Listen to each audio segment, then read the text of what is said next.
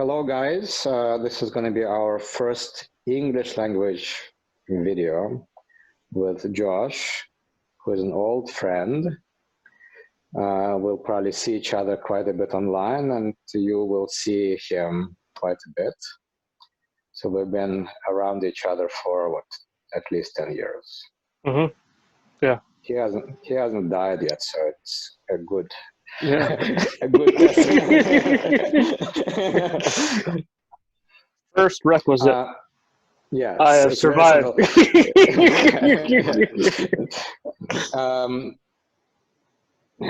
I was going to say something really smart. I don't remember now. Yeah. So another thing, as another introduction, is that we're trying to start a new series of conversations because at least I am sensing that something new needs to happen. That's for sure. And one thing for me is that I'm realizing that the younger generation needs to lead that quest. Mm-hmm. So now you can introduce whatever you want to introduce. Yeah. Anatole and I, given that I'm new here, as I said, we've been with each other for 10 years. And in my early 20s, I studied under Anatole.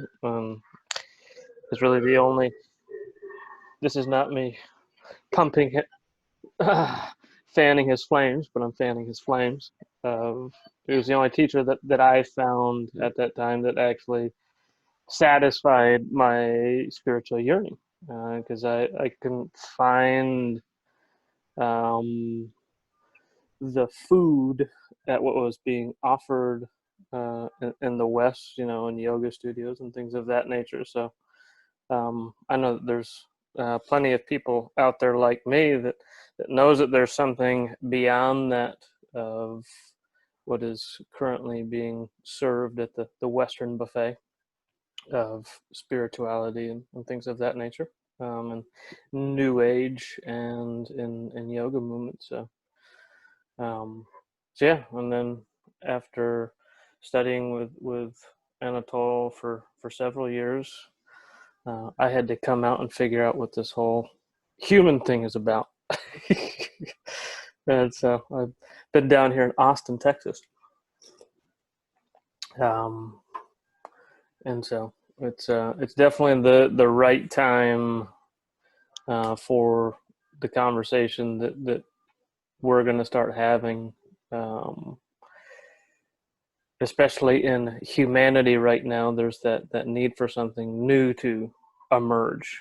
And I'm definitely in that interesting age range that is still very relatable to the young crowd. And I interact with quite a few mid-20 people down here in Austin, and they all have the yearning, but they don't have great outlets for it.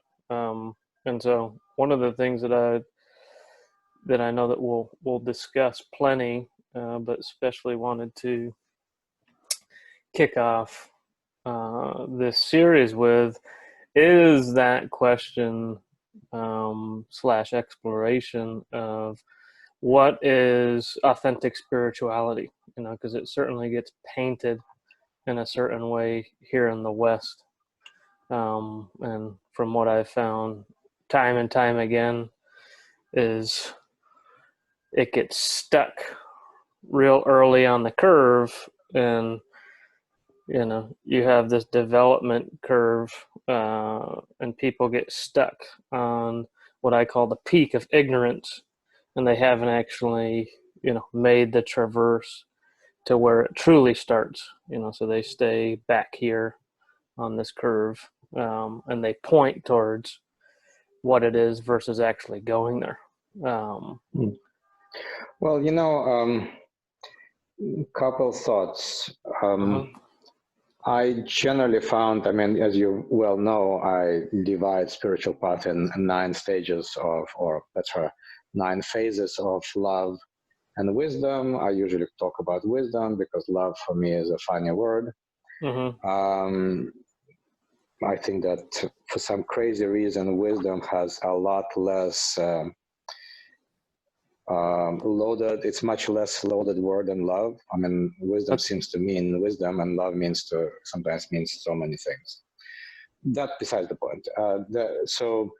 And I don't care about whether it's 9 levels, phases of wisdom, levels of wisdom, stages, or 10 or 11, whatever. But what I find is that generally people in the West, and I mean Americans, because I've spent, most of my last 40 years here, they are scared to go beyond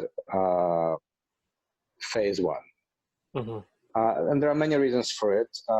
And if you go on New Age circles, or if you go to spiritual teachers, they almost never talk at phase 2 or 3, etc. And there are many reasons for it. One of them is that the moment you get into phase 2, you start talking about secret hidden teachings, hidden knowledge, and it's not something which you would normally, put on a plate and advertise in a direct way. Even if you advertise in a direct way, no one will ever understand it because it's a concealed knowledge. So that's one thing. It's a big thing. Okay. Mm-hmm. Another big thing, and this is going to be a big exploration between you and me.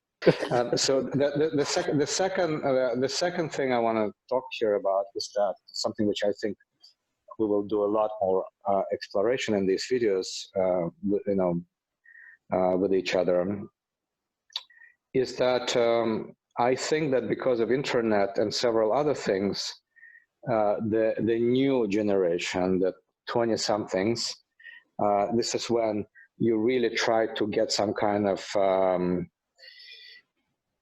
movement, some kind of juicy movement on the path. I think that they're different. Maybe because of the internet, maybe because of this. So that I don't really quite know, because unfortunately I'm not 25, or maybe fortunately. Well, I can't really do, sex change operation to become 25-year-old gay or something like that, maybe one day. But one thing that I see in young people a lot, and maybe I've been like this and maybe you've been like this, but I don't think that you've been like this, and I don't think I've been like this, is that they know everything because of the internet. But spiritual paths, on the one hand, it's just about being natural. So you can be very natural and do whatever you want, and you will be still on a spiritual path, because there's nothing in the world that is not a spiritual path. Spiritual path basically means, whatever your spirit tells you, go and do, or whatever your spirit feels like, you want to go and have experience, go ahead and experience. It's very, very simple. The issue here is not that. The issue is the depth of experience. I mean, you can, observe rotating a rear end of Britney Spears or whoever, whoever is nowadays rotates their rear end in guise of music. Or you can listen to Beethoven, as my father would say. You can, seek a lot of depth, or you can, dance around in a very narrow circle in shallowness. And, I do not quite know what would be the new depth for the new generation. Well, I know quite a bit, but I also do not know everything.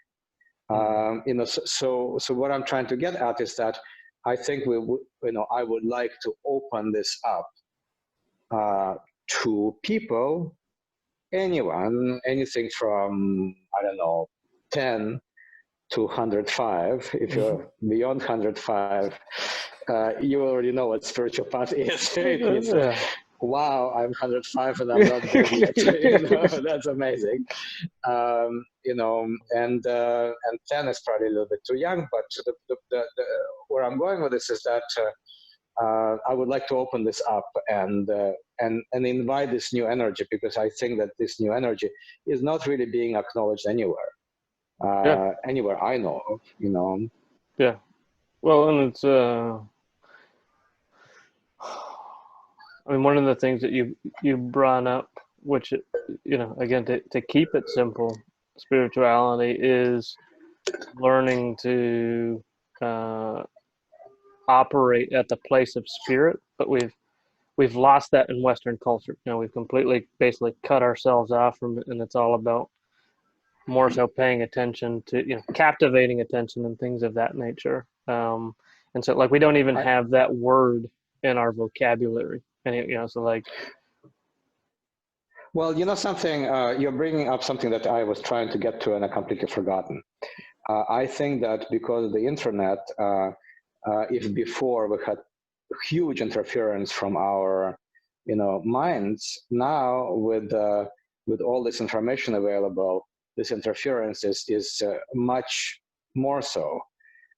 And if before we could have, you know, we could go to, I don't know, to a cave somewhere in the Himalayas and meditate. Now there is a cell phone connection there, and every single person I've seen in India, you know, in those places with you as well, and nowadays it's much worse, has a smartphone, you know, and everybody is so that this idea of being alone uh, has been transformed into here I am in the Himalayan cave meditating nicely, and here's my Instagram post about this. Look at how nicely I'm sitting in lotus or something. And you know, and I'm giving a silly example to let all these yoga teachers and whatnot, you know, remind themselves why all this thing is necessary. But the moment you have that connection through thought forms, connection through ideas and ideologies, well, you're stuck in thought forms and you're stuck in ideologies. And we start talking about not whether you are or not stuck, but whether how much you're stuck, mm-hmm. you know. And, you know, and I'm not complaining about people using, you know, smartphones. I think it's great. Like right now, I'm talking to you on the smartphone. Mm-hmm. It's the best camera I've got, you know. Yeah. And I'm irradiating with the cell phone connection because of the internet in my house. It's horrible. So like if my face looks like it's getting fried because of the waves Yeah. directed to the cell tower. And the cell tower, I think it's either this way or that way. So um, thank you very much for the modern technology. That's right. That's the we once had caves, and now we have immense radiation. So that's the That and all, but I also think that social media is very isolating. I mean, how many people you meet who are genuine? yeah. No, that's the most people that are using it, and this is obviously a social pandemic that's occurring, is through social media, even though it is to a certain extent intended to make greater and greater connections. It's causing that significant sense of isolation because it's not, you know, you're doing things on there to try and appease what you think I the think, social wants. yeah, I really think it's hard for young people in general to be themselves. There is Mm-hmm. also a tendency, certainly in American culture, to be themselves. And as a result, what we get is people who are not themselves, but they're so contorted and they don't, I don't think that they have a lot of sense about what being themselves means. Yeah, no, I mean um, it's the funny situation that we find ourselves in, because again we're hitting on a variety of them. We we don't really we no longer know what spirit means when that used to be and still is a very vibrant part of let's just say indigenous cultures. Um, but you know they haven't lost that sense. You know it's a very deep part of day-to-day culture as we're now we've lost that, and then also that path for truly discovering oneself and learning to be this unique entity that you are in the universe um, has we've also lost And sight of that here in the West.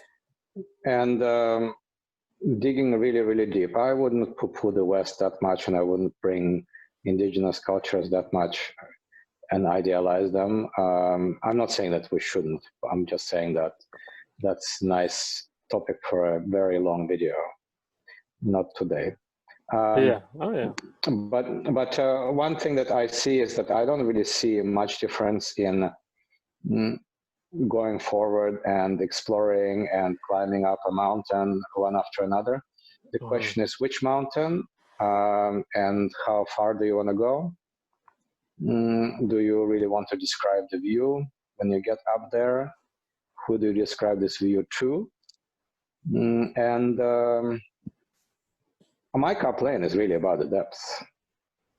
Yeah. You know, and that's what I would like to explore. One thing I would really like is I would like to attract interesting people who can ask interesting questions and do something about it. And well, in this medium, of course, we will have to just blah, blah, blah talk.